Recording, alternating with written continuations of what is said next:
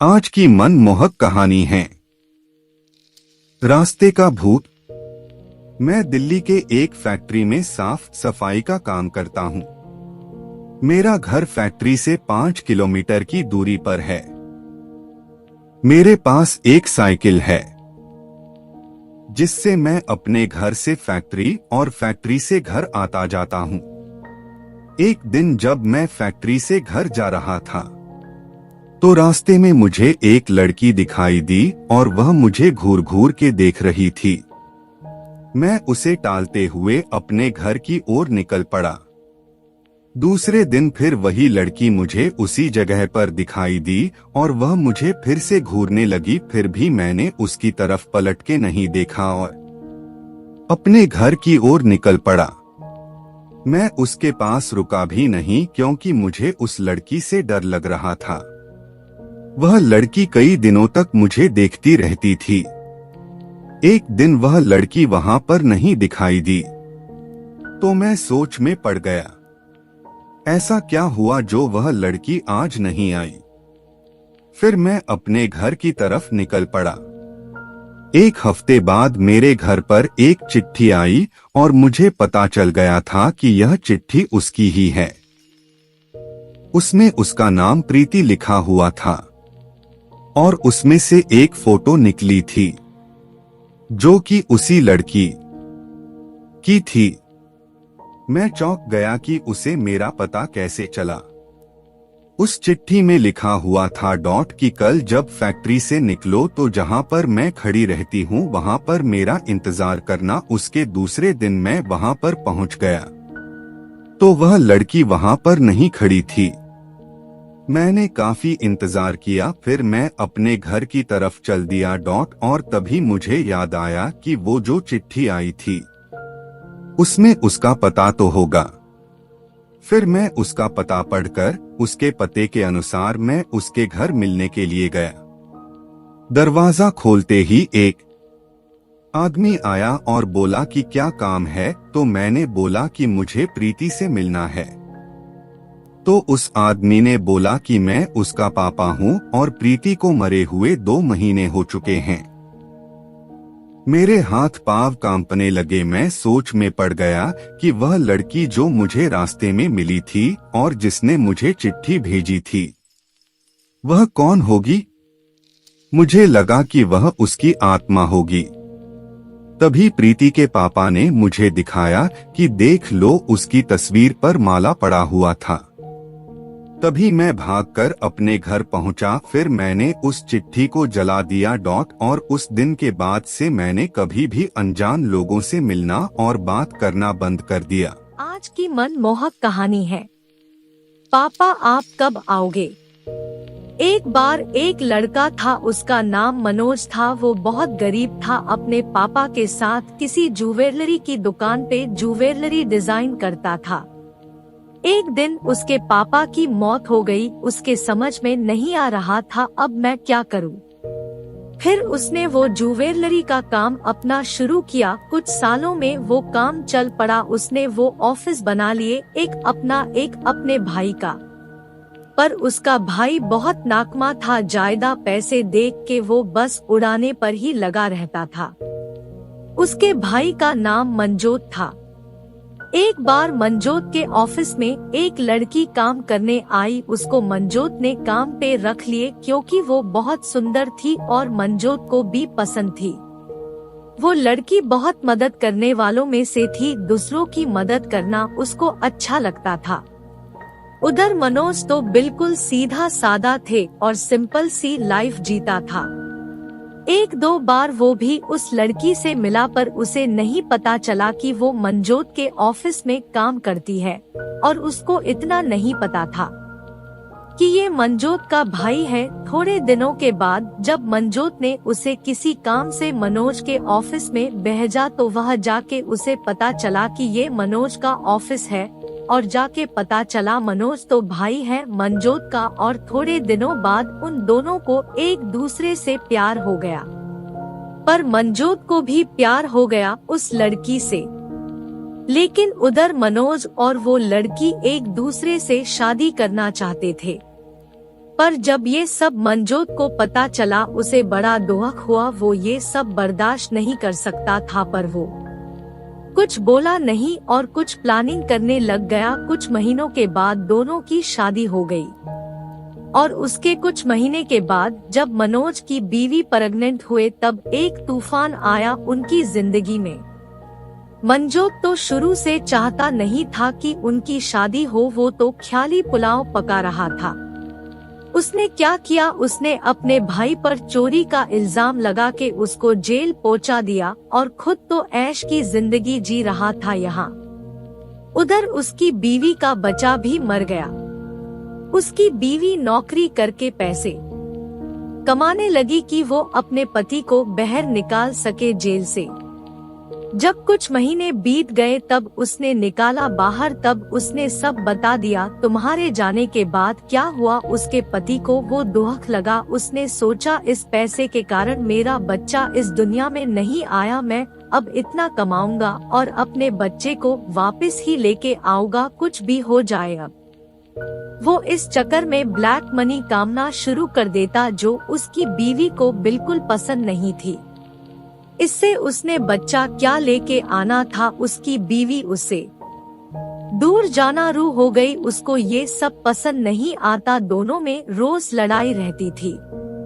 इस बीच वो फिर से प्रेग्नेंट हो गई, लेकिन वो ऑफिस अभी भी जॉब तो करती थी। ऑफिस तो सभी को पता था, सब उसका बहुत ख्याल रखते थे, पर उसका बॉस भी एक दिन अचानक से बारिश हुए और उसका बॉस उसे घर तक छोड़ने आ गया। घर तब मनोज भी बैठा हुआ था। पहले से उसे यही लगा इन दोनों का चक्कर चल रहा और अब शक और बढ़ गया और लड़ाई भी, पर उसकी बीवी ने उसको बताया नहीं कि तुम बाप बनने वालों हो। वो इसी उड़ीक में थी कि ये पहले अच्छा इंसान बन जाए फिर ही बताऊगी इसको। पर एक दिन मनोज को फिर से पुलिस ने पकड़ लिया इस ब्लैक मनी के कारण। वह मनोज का एक पुलिस अफसर दोस्त निकला। उसने इसको सही रास्ते में डालने की बहुत कोशिश कर, क्योंकि उसको पता था ये ऐसा किसके कारण ऐसा बना है। वो उनके घर भी गया, तब तक उसके बच्चे ने जन्म ले लिया था।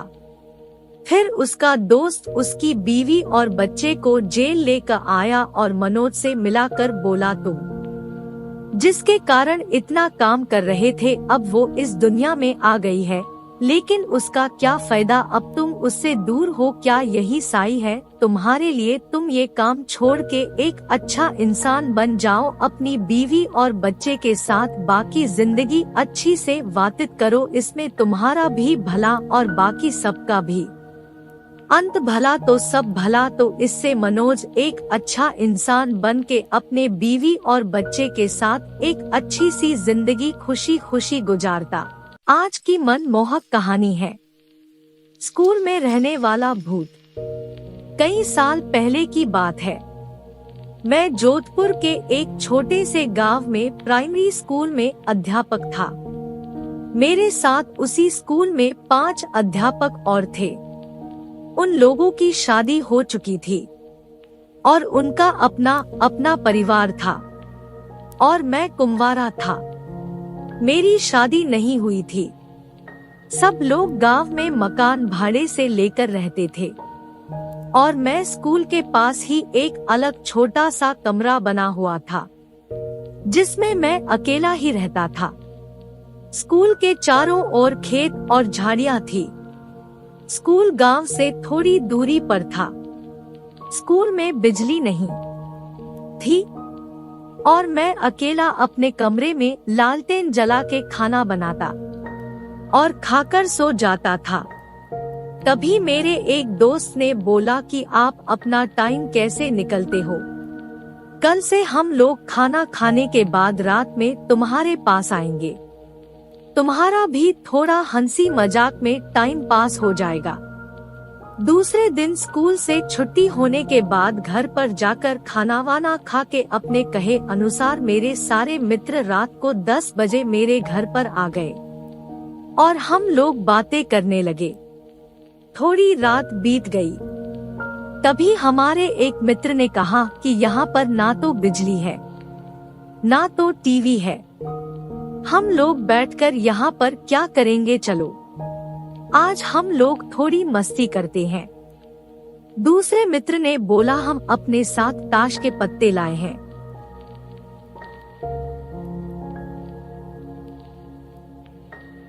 चलो खेलते हैं। और हम लोग धीमी लालटेन को जलाकर उसके सामने बैठकर ताश खेलना चालू कर दिया। थोड़ी देर बाद गर्मी लगने लगी तो हमने सारी खिड़कियां खोल दी तो अच्छी हवा आने लगी और हम लोग ताश खेलने में व्यस्त हो गए।